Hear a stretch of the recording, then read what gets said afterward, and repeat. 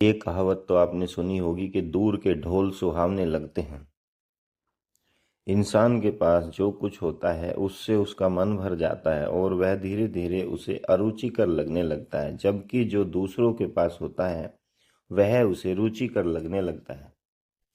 उसको प्राप्त करने के लिए इंसान कभी कभी गलत रास्तों का अनुसरण करता है तथा पाप का भागीदार बनता है।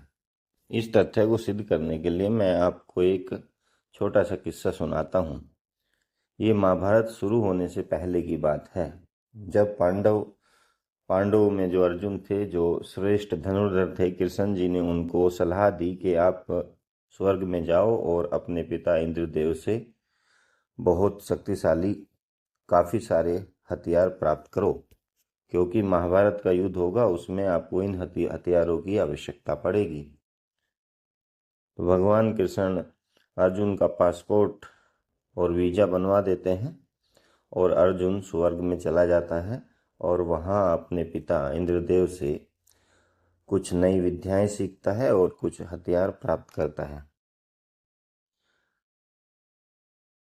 स्वर्ग में तो बहुत ही ज्यादा आकर्षक और सुंदर देवता व उनके पुत्र होते हैं और इंद्र के दरबार में रोज नाच गाना होता है, सभाएं लगती है। एक दिन अर्जुन वहां बैठा हुआ था और इंद्र की एक अप्सरा उर्वशी का जो मन है वो अर्जुन की ओर आकर्षित होता है और वह अपने मन में उमड़ रहे भावों को अर्जुन के सामने एक दिन मौका देखकर प्रकट करती है।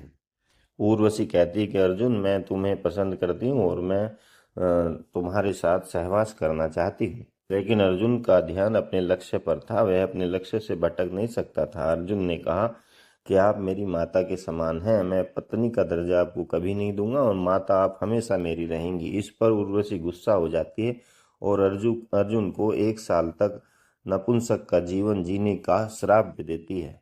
ये किस्सा मैंने आपको इसलिए सिखाया ये किस्सा मैंने आपको इसलिए सुनाया कि माया के चक्कर से इंसान ही नहीं, देवता भी नहीं बच पाते।